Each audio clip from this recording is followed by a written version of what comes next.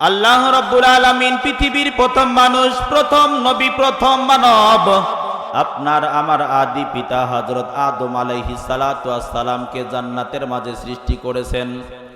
জান্নাতের মাঝে সৃষ্টি করার পর আল্লাহ রাব্বুল আলামিন তার থাকার ব্যবস্থা করেন নাই, তার বিয়ে শাদীর ব্যবস্থা করেন নাই, আপনার আমার আদি পিতার খাওয়ার ব্যবস্থা করেন নাই।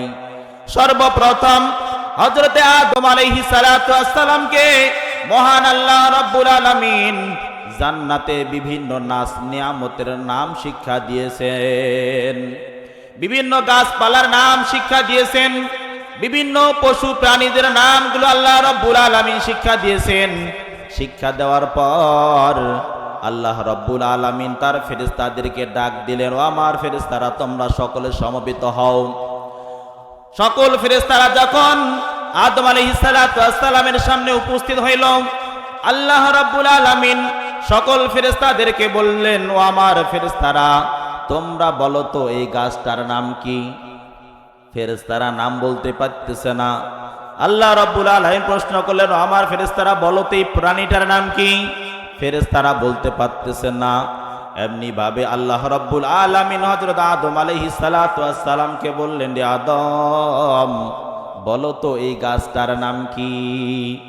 আপনার আমার আদি পিতা হযরত আদম আলাইহিস সালাতু ওয়াস সালাম বললেন, আয় আল্লাহ, এই গাছটা হলো আম গাছ। জোরে বলি সুবহানাল্লাহ। এই প্রাণীটার নাম কি? আদম আলাইহিস সালাতু ওয়াস সালাম বললেন, এই প্রাণীটার নাম হলো গরু। আল্লাহ রাব্বুল আলামিন এমনি ভাবে পরীক্ষা নিলেন। পরীক্ষায় হযরত আদম আলাইহিস সালাতু ওয়াস সালাম উত্তীর্ণ হয়েছেন। বলি সুবহানাল্লাহ। ফেরেশতারা বলতে পারে নাই, কেননা ফেরেশতাদেরকে আল্লাহ রাব্বুল আলামিন সৃষ্টি করেছেন শুধুমাত্র আল্লাহ রাব্বুল আলামিনের ইবাদত করার জন্য। এই জন্য মহান আল্লাহ রাব্বুল আলামিন তাদেরকে গুনাহের কোনো ক্ষমতা দেয় নাই, তাদের জৈবিক কোনো চাহিদা আল্লাহ রাব্বুল আলামিন দেয় নাই। কিন্তু একমাত্র ইনসান মানুষদেরকে আল্লাহ রাব্বুল আলামিন গুনাহ করার ক্ষমতাও দিয়েছেন, আবার নেকি কামাই করারও ক্ষমতা আল্লাহ রাব্বুল আলামিন দান করেছেন। হযরতে আদম আলাইহিস সালাতু ওয়াস সালাম যখন পরীক্ষায় উত্তীর্ণ হয়ে গেছে, আল্লাহ রাব্বুল আলামিন সকল ফেরেশতাদেরকে বললেন, তোমরা আদম আলাইহিস সালাতু ওয়াস সালামের কদমে সিজদা করো। যেহেতু সে পরীক্ষায় উত্তীর্ণ হয়েছে, তোমরা আদম আলাইহিস সালাতু ওয়াস সালামকে শ্রেষ্ঠ বলে স্বীকৃতি দিয়ে তাকে তোমরা সিজদা করো। সকল ফেরেশতারা সিজদায় লুটিয়ে পড়েছে, কিন্তু একমাত্র ঘাড়তারা মিস্টার ইবলিস, অভিশপ্ত শয়তান, সে সিজদা করলো না। সে বলতেছে, আনা খায়রুম মিনহু খালাকতানি মিন তিন ও খালাকতাহু মিন তিন, তার চেয়ে আমি উত্তম। সে হচ্ছে মাটির তৈরি আর আমি হইলাম আগুনের তৈরি। আমার কাজ হলো ঊর্ধ্বমুখীতে যাওয়া, আর মাটির তৈরি আদমের কাজ হলো নিম্নমুখীতে যাওয়া। অতএব আমি আদমকে সিজদা করতে পারবো না। আল্লাহ রাব্বুল আলামিনের সামনে যখন মিস্টার ইবলিস আল্লাহ রাব্বুল আলামিনের একটা হুকুম অমান্য করেছেন। কয়টা হুকুম? একটা হুকুম অমান্য করেছেন। আল্লাহ তাআলা তাকে একটা মাত্র সিজদা করতে আদেশ করেছেন, কিন্তু মিস্টার ইবলিস নিজে অহংকার করে সে আল্লাহ রাব্বুল আলামিনের হুকুম অমান্য করে আল্লাহ রাব্বুল আলামিনের কাছে সেই দিন থেকে অভিশপ্ত মরদুদ শয়তান হয়ে গেছে। একটা মাত্র সিজদা না করার কারণে সে কি হয়ে গেছে? শয়তান হয়ে গেছে, অভিশপ্ত হয়ে গেছে। অথচ আপনার আমার উপর আল্লাহ রাব্বুল আলামিন দৈনন্দিন 5 ওয়াক্ত নামাজ প্রত্যেকটা প্রাপ্তবয়স্ক বালক বালিকা সকলের উপর আল্লাহ রাব্বুল আলামিন দৈনন্দিন 5 ওয়াক্ত নামাজ ফরজ করে দিয়েছেন। বলি সুবহানাল্লাহ। কত ওয়াক্ত নামাজ ফরজ? 5 ওয়াক্ত নামাজ। সেই 5 ওয়াক্ত নামাজ কি হুজুরদের উপরে ফরজ, হাজী সাহেবদের উপরে ফরজ? না, প্রত্যেকটা প্রাপ্তবয়স্ক বালক বালিকা যারাই আল্লাহ রাব্বুল আলামিনের উপর ঈমান এনেছে সকলের উপর আল্লাহ রাব্বুল আলামিন দৈনন্দিন 5 ওয়াক্ত নামাজ আদায় করাকে ফরজ করে দিয়েছেন, বলে সুবহানাল্লাহ। অথচ মিস্টার ইবলিস একটা মাত্র সিজদা অমান্য করার কারণে অভিশপ্ত শয়তান হয়ে গেছে।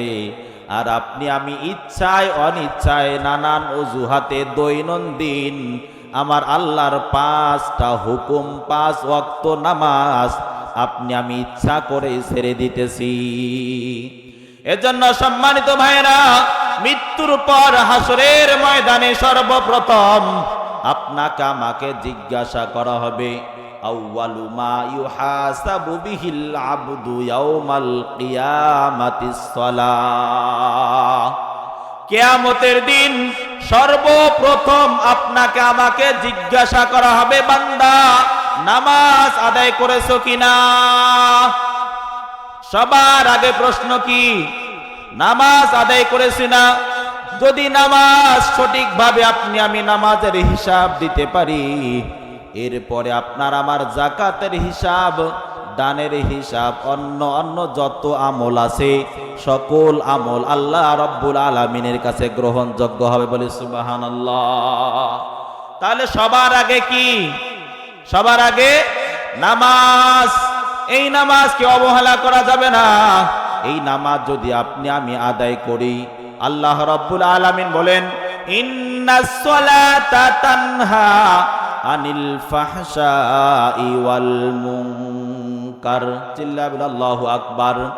যে আল্লাহ তাআলা বলছেন, নিশ্চয় অবশ্যই 100% গ্যারান্টি দিয়ে আল্লাহ তাআলা বলতেছেন, অবশ্যই নামাজ আপনাকে আমাকে সকল প্রকার অশ্লীল বেহায়াপনা কাজ থেকে আমার আল্লাহ রাব্বুল আলামিন আপনাকে আমাকে হেফাজত করবেন, বলে সুবহানাল্লাহ। এই নামাজ যদি আপনি আমি সহি শুদ্ধভাবে সঠিকভাবে যদি নামাজ আদায় করতে যাই, তাহলে সবার প্রথমে আপনাকে আমাকে এই কুরআনুল কারীমের শিক্ষা গ্রহণ করতে হবে। কিসের শিক্ষা? কুরআনুল কারীমের শিক্ষা অর্জন করতে হবে। কেননা এই কুরআনুল কারীম যদি আপনি আমি সহি শুদ্ধভাবে পড়তে না পারি, আপনার আমার নামাজ কবুল হবে না। বিশ্ব নবী রাহমাতুল লিল আলামিন বলেছেন, নামাজ ভাঙের কারণ 19টা। নামাজ ভাঙের কারণ কয়টি? 19টি। প্রথম নাম্বার কারণ, 1 নাম্বার যে কারণ, সেই কারণ হলো নামাজে অশুদ্ধ পড়া। নামাজে কি পড়া? অশুদ্ধ পড়া, নামাজে ভুল পড়া। আপনি আমি যতই নামাজ পড়ি, ইবাদত বন্দেগীতে লিপ্ত থাকি না কেন, যদি আপনার আমার তেলাওয়াত অশুদ্ধ হয়, বিশ্ব নবী বলেন আপনার আমার ওই নামাজ কবুল হবে না। আর যদি নামাজ কবুল না হয়, ওই নামাজ আপনাকে আমাকে গুনাহ থেকে ফিরাবে না। আল্লাহ তাআলা গ্যারান্টি দিতেছে, নামাজ পড়বেন, জানা গুনাহ থেকে আল্লাহ তাআলা সকল গুনাহ থেকে হেফাজত করবে। কিন্তু নামাজি নামাজ পড়ে অন্যের জমির আইল কাটে, নামাজ পড়ে অন্যের জমির ভুট্টার গাছ কেটে নিয়ে আসে, নামাজ পড়ে অন্যের বাসায় চুরি করে, নামাজ পড়ে আবার ডাকাতিও করে। অথচ আমার আল্লাহ গ্যারান্টি দিয়ে বলতেছে, তুমি নামাজ পড়বে, সকল গুনাহ থেকে আমি তোমাকে হেফাজত করব। তাহলে আপনার আমাকে নামাজ পড়তেছি, কিন্তু গুনাহ থেকে আমরা হেফাজত হতে পারছি না কেন? অতএব বুঝতে হবে, আপনার আমার কাঙ্ক্ষিত মানের নামাজ আপনার আমার আদায় হয় না।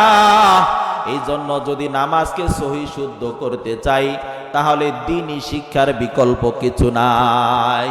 তাহলে অবশ্যই সবার আগে আপনাকে আমাকে কুরআনুল কারীমের অধ্যয়ন করতে হবে, কুরআনুল কারীম শিক্ষা গ্রহণ করতে হবে। নিজে কোরআন শিখবেন, সন্তানদেরকে কোরআন শিক্ষা দেব। কেননা আপনার আমার সন্তান যদি শৈশবে এই ধুকুরঝাড়ি নুরানি একাডেমি মাদ্রাসায় যদি পড়ে, তাহলে সহি শুদ্ধভাবে কুরআনুল কারীমটা সে অধ্যয়ন করতে পারবে। আর সহি শুদ্ধভাবে যদি কুরআনুল কারীমের অধ্যয়ন করতে পারে, এই সন্তানটা জীবনে যতদিন বেঁচে থাকবে তার নামাজ পড়তে আর কোনো অসুবিধা হবে না। ঠিক কিনা?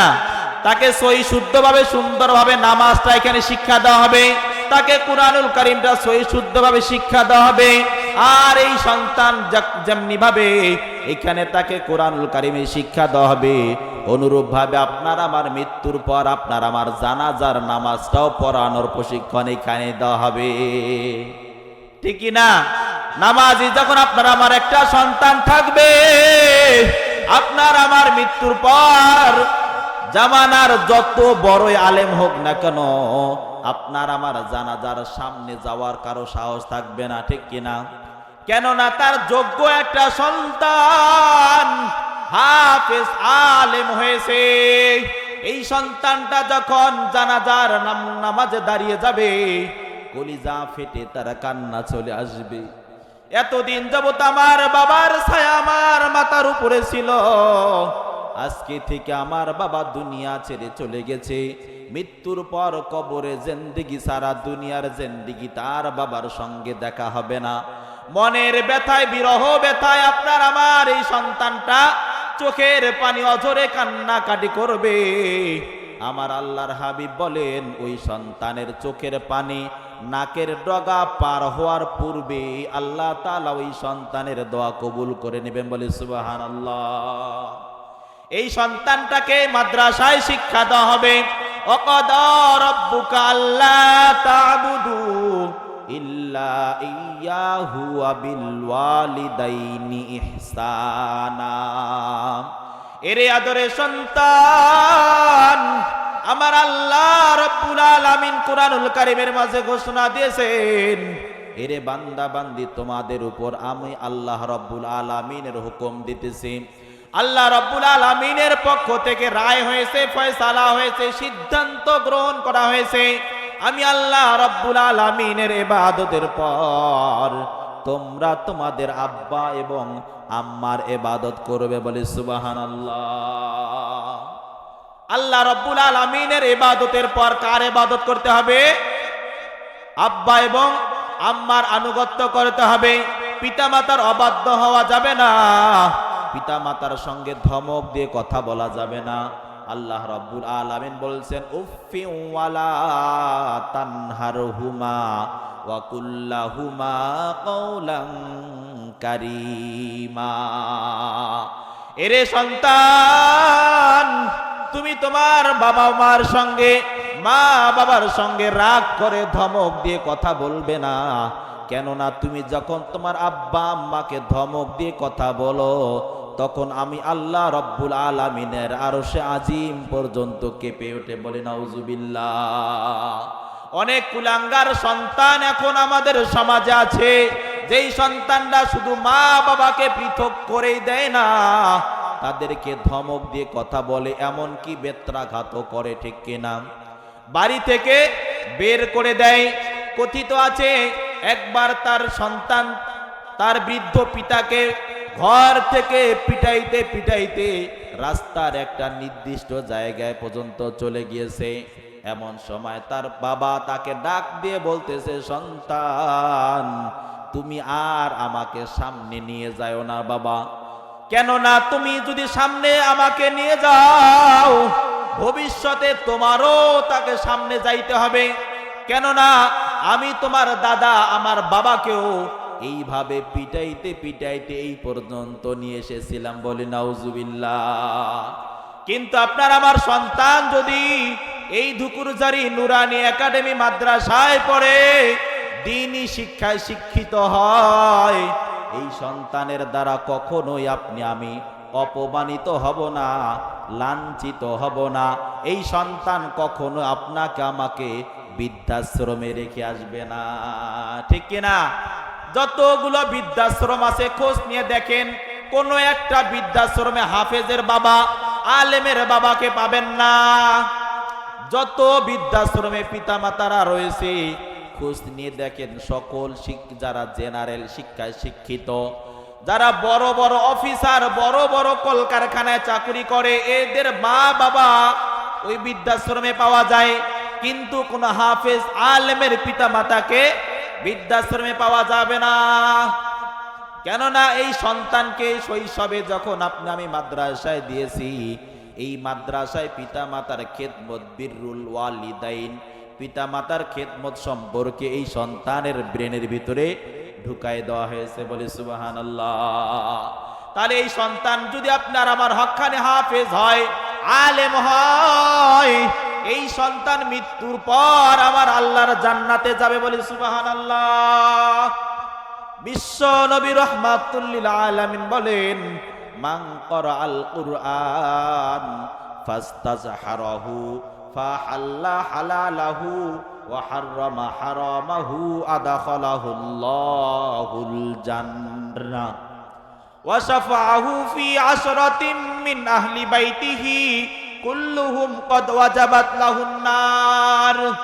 বিশ্ব নবী রাহমাতুল লিল আলামিন বলেন, আমার কোন বান্দা বান্দি, আমার কোন উম্মত যদি কুরআনুল কারীমকে আত্মস্থ করে, কোরআনের হালালের হালাল, কোরআনের হারামকে হারাম জেনে যাচাই বাছাই করে দুনিয়ার সংক্ষিপ্ত সফর শেষ করে পরকালের জীবনে আসতে পারে, আমার আল্লাহ রাব্বুল আলামিন তাকে জান্নাতুল ফিরদাউসের মেহমান বানিয়ে দিবেন, বলে সুবহানাল্লাহ।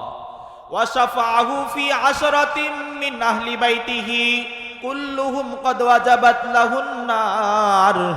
এবং ওই বান্দা একা একা জান্নাতে যাইবে তাই নয়, এই যে বান্দা আপনার আমার জান্নাতে থাকবে, এই জান্নাতি বান্দাকে আল্লাহ রাব্বুল আলামিন বলবেন, ও আমার বান্দা, ইকরা ওয়ারতাকি ওয়ারাত্তিল কামা কুনতা তুরাত্তিলু ফিদ দুনিয়া ফা ইন্না মানজালাকা ইনদা আখিরি আয়াতিন তাকরাউহা।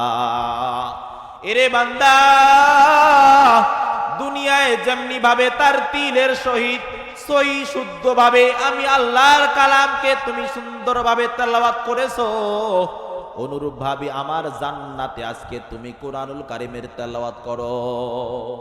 কাকে বলবেন? আল্লাহ তাআলা প্রত্যেকটা মুমিন মুত্তাকি বান্দাদেরকে বলবেন, তোমরা কুরআনুল কারীমের তেলাওয়াত করো, একটা একটা করে কোরআনের আয়াত পড়ো, আর আমার জান্নাতের একটা একটা তালায় উঠতে থাকো, বলি সুবহানাল্লাহ। আপনার আমার আদরের সন্তান, যেই সন্তানটা হাফেজ হয়েছে, এই সন্তানটা কুরআনুল কারীমের ৬,২৩৬টা আয়াত তার সিনার বাজে ধারণ করেছেন, সুবহানাল্লাহ। কতটা আয়াত? ৬,২৩৬টা আয়াত কুরআনুল কারীমের সে তার সিনার ভিতরে ধারণ করার কারণে হাসরের ময়দানে একটা একটা করে আয়াত পড়বে, আর আমার আল্লাহর জান্নাতের একটা একটা করে তালায় সে উঠতে থাকবে। এমনি ভাবে পড়তে পড়তে দেখা যাবে আপনার আমার সন্তান পড়বে মিনাল জিন্নাতি ওয়ান নাস। কুরআনুল কারীমের ৬,২৩৬ নম্বর আয়াত তেলাওয়াত করবে। একটু বড় জোরে বলে সুবহানাল্লাহ বলা যাবে না? তাহলে আপনার আমার সন্তান যখন ৬,২৩৬টা আয়াত পড়বে, তখন আপনার আমার সন্তানের বাড়ি কত তালা হবে চিন্তা করেন। কত তালা? ৬,২৩৬ তলা বাড়ি। এত বড় বিল্ডিং বাড়িতে আপনার আমার সন্তান একা একা থাকবে। এই সন্তান বলবে, ওয়াশাফাহু ফি আশরাতিম মিন আহলি বাইতিহি কুল্লুহুম ক্বাদ ওয়াজাবাত লাহুন নার। আয় আমার রব, আমি এত বড় জান্নাতে একা একা থাকবো তা নয়, আমার বাবা আজকে ওই জাহান্নামের মাঝে চলে গেছে, আমার দাদা জাহান্নামে যাইতেছে, আমার মা জাহান্নামে চলে যাইতেছে। আয় রব, আমি আমার এই পরিবার পরিজনের 10 জন ব্যক্তিকে ছাড়া আমি আজকে জান্নাতে যাব না। আল্লাহ তাআলা তুমি যদি তাদেরকে জান্নাতে না দাও, আমিও জান্নাতে যাব না। আল্লাহ তাআলা বলছে তুমি কি চাও? বলছে আমি চাই আমি এই পরিবার 10 জন ব্যক্তিকে আমি আজকে জান্নাতে নিয়ে যাব। আল্লাহ রাব্বুল আলামিন বলবে, বান্দা তোমার সুপারিশ আল্লাহ রাব্বুল আলামিন আজকে কবুল করেছেন, বলি সুবহানাল্লাহ। আপনার আমার সন্তান যখন আল্লাহ তাআলার কাছে আরজি পেশ করবে, আমার মা বাবাকে ছাড়া, দাদা দাদিকে ছাড়া, চাচা চাচিকে ছাড়া আমি আজকে জান্নাতে যাব না, আল্লাহ রাব্বুল আলামিন ওই বান্দার সুপারিশ কবুল করে ওই বান্দাকে সহ আপনার আমাকেও আল্লাহ তাআলা জান্নাত দান করবেন, বলে সুবহানাল্লাহ। তাহলে এই সন্তানকে যদি হক্কানি হাফেজ বানাই লাভ না লস? লাভ না লস? দুনিয়ায় আপনার আমার এই সন্তান কখনো বসে থাকবে না, এই সন্তানের দ্বারা দুনিয়াও লাঞ্ছিত হব না, আখিরাতেও আপনি আমি লাঞ্ছিত হব না। কিন্তু যদি এরকম একজন নাফরমান অবাধ্য সন্তান রেখে যান, যেই সন্তানটা সারাক্ষণ গুনাহে গুনাহগার হয়ে থাকে, সারাক্ষণ নাপাক অবস্থায় থাকে, নামাজ কালাম ইবাদত বন্দেগী করে না, আপনার আমার মৃত্যুর পর দেখবেন কবরের পাশেই আপনার আমার নাতি নাতনির বিয়ের সময় বড় বড় বক্স লাগায়া অশ্লীল গান বাদ্য বাজাবে, যেই বক্সের আওয়াজে আপনার কবরের মাটি পর্যন্ত কেঁপে উঠবে, ঠিক কিনা? কিন্তু কোন আলেম ওলামার বিয়ের বাড়িতে দেখবেন না একটা বক্স তো দূরের কথা, একটা মোবাইল ফোনও গান বাজতে দেখবেন না, ঠিক কিনা? কেননা তারা জানে এই গান বাদ্য হালাল না হারাম? অবশ্যই হারাম। কিন্তু আজকে দেখা যায় আমাদের অনেক হাজী সাহেবের বাসায়ও এই অশ্লীল গান বাদ্য বাজায়, কিন্তু তাদের ধারণা এটা শুধু ওলামায়ে কেরামের জন্য, কিন্তু না, সকলের জন্য গান বাদ্য হারাম। এই জন্য সম্মানিত ভাইরা, আপনার আমার এই সন্তানটাকে যদি হাফেজ বানাই, মেয়েদেরকে হাফেজা বানাই, তাহলে এই সন্তান আপনার আমার দুনিয়াও তাদের যারা আমাদের মুখ উজ্জ্বল হবে, হাসরের ময়দানও আপনার আমার মুখটা তারা উজ্জ্বল করবেন। বলে সুবহানাল্লাহ। কেননা হাসরের ময়দানে আল্লাহ রাব্বুল আলামিন এই হাফেজদের ওসিলায় আল্লাহ তাআলা আপনাকে আমাকে কি করবেন? জান্নাত দান করবেন। তাহলে এই জন্য আমাদের যাদের আদরের সন্তান, কলিজার টুকরা ছেলে মেয়ে রয়েছে, আল্লাহ তাআলা যাদের এই বড় একটা নিয়ামত দান করেছেন, আপনি তাদেরকে দ্বীনের শুরুতে, তাদের জীবনের শুরুতে দ্বীনি শিক্ষায় শিক্ষিত করেন। এরপরে আপনি আমি ডাক্তার বানাই, মাস্টার বানাই, ইঞ্জিনিয়ার বানাই, কোনো সমস্যা হবে না। এই সন্তান কখনো নাস্তিক হবে না। এই সন্তান যখন কোরআন তার সিনার ভিতরে থাকবে, এই সন্তান অফিসে যাইয়া অফিসের বস হওয়ার পর সে সন্তান কখনো সুদের লেনদেন করবে না, ঘুষের লেনদেন করবে না। এই সন্তান কখনো মাথা থেকে সুন্নতি টুপি ফেলে দিবে না। কথা বলেন ঠিক কিনা? এই সন্তান আপনার আমার সেবা করবে। আর আপনি আমি যদি আব্বা আম্মার সেবা যত্ন করি, আব্বা আম্মা যদি কোনো সন্তানের জন্য দোয়া করে, আর সন্তান যদি পিতা মাতার জন্য দোয়া করে, আল্লাহর হাবিব বলেন মাঝখানে আল্লাহ তাআলা কোনো হিজাব রাখেন না, কোনো হিজাব আল্লাহ রাব্বুল আলামিন রাখেন না, মাঝখানে কোনো পর্দা রাখেন না, সরাসরি আমার আল্লাহ কবুল করে নেয়। বলে সুবহানাল্লাহ। আপনি আমি কোরআন না জানার কারণে আব্বা আম্মাকে ওই যে বাসতলায় কবর দিয়ে এসেছি, ভুলেও কখনো যাই না কবরের পাশে, ভুলেও কখনো কবরের পাশে যাই না। ওই যে রমজান মাস কখন আসবে, তখন মানুষ দেখানো একটা দোয়ার অনুষ্ঠান করি, মাদ্রাসা থেকে 2-4-5 জন ছাত্র নিয়ে আসা একটু কোরআনুল কারীমের তেলাওয়াত করাই, এরপরে আপনি আমি একটু আব্বা আম্মার জন্য একটু মানুষকে দেখানো দোয়া করি। কিন্তু যদি আপনার আমার সন্তানটা হাফেজ হয়, আলেম হয়, এই সন্তান দৈনন্দিন 5 ওয়াক্ত নামাজ তো পড়বেই, সেই সঙ্গে আওয়াবিন ইশরাক তাহাজ্জুদের নামাজ পড়েও সন্তান বারবার করে দোয়া পড়বে, রব্বির হামহুমা কামা রব্বায়ানি সগীরা। আয় আমার রব, আমার আব্বা আম্মা আমাকে শৈশব কালে যেমনি ভাবে ছোট্টবেলায় স্নেহের কোলে আমাকে লালন পালন করেছে, আয় আমার রব, আজকে তুমি আমার আব্বা আম্মাকে তোমার রহমতের কোলে তুমি লালন পালন করো। এই সন্তান কখনো কোনো অনুষ্ঠানের অপেক্ষায় থাকবে না, রমজানের অপেক্ষায় থাকবে না। অল টাইম হাত উঠা মাত্রে তার জবান দ্বারা বের হবে রব্বির হামহুমা কামা রব্বায়ানি সগীরা। কথা বলেন ঠিক কিনা? এই জন্য নিজেই দোয়া করব এবং আমাদের অনাগত যে সন্তান রয়েছে এই সন্তানদেরকে সুশিক্ষায় শিক্ষিত করব। আজকে আপনি আমি দেখা যায় কমপ্লিট করে, তাহলে গর্বে বুকটা ফেটে পড়ে, কিন্তু জাগতিক শিক্ষা কতক্ষণ চলবে? দেহের মাঝে যতক্ষণ নিঃশ্বাস আদান প্রদান করবে ততক্ষণ পর্যন্ত এই শিক্ষার মূল্য। কিন্তু আপনার আমার সন্তানকে যদি ঐশবাণী আল কুরআনুল কারীমের শিক্ষা দেন, এই সন্তানের দ্বারা কখনোই আপনার আমার দুনিয়ায় শেষ হবে না। এই কোরআন মৃত্যু পর তার কবর পর্যন্ত আল্লাহ রাব্বুল আলামিন পৌঁছায় দিবেন, বলে সুবহানাল্লাহ। এজন্য ছেলেদেরকে মেয়েদেরকে মাদ্রাসায় দিতে রাজি আছি তো ইনশাআল্লাহ। দিনের শুরুতে আপনি আমি যদি কেউ পন্তা ভাত আর পেঁয়াজ খাই, এই যে 14 এপ্রিল পহেলা বৈশাখ গিয়েছে, আপনি আমি বাঙালি পান্তার ইলিশ খাইছি, আমি খাইনি, অন্তত আপনারা হয়তো কেউ খেয়ে থাকবেন, সুশীল সমাজের অনেকে খেয়েছে, এই পান্তার ইলিশ মাছ খাইছেন। কিন্তু আমরা গরিব মানুষ, আমরা দেখেছি ছোট্টবেলায় আব্বা আম্মা ছোট্টবেলা পান্তার পেঁয়াজ হয়তোবা একটা কাঁচা মরিচ দিয়ে কেউ যদি ভাত খায়, বিকাল গড়িয়ে সন্ধ্যার পরও দেখা যায় তার পেট থেকে পেঁয়াজের গন্ধ বের হয়, ঠিক না? তার মুখ দ্বারা কিসের গন্ধ বের হয়? পেঁয়াজের এই গন্ধ বের হয়। সে যতই গোস্ত খাক মাছ খাক তবুও গোস্ত মাছের গন্ধ বের হয় না, তার পেট থেকে পেঁয়াজের কি দুর্গন্ধ বের হয়। অনুরূপ ভাবে আপনার আমার সন্তানটাকে ছোট্টবেলায় যদি আপনি আমি কোরআনুল কারীমের শিক্ষা দেই, এই সন্তান যতই বড় হোক না কেন এই সন্তানের পেট থেকে কোরআনুল কারীমই বের হবে।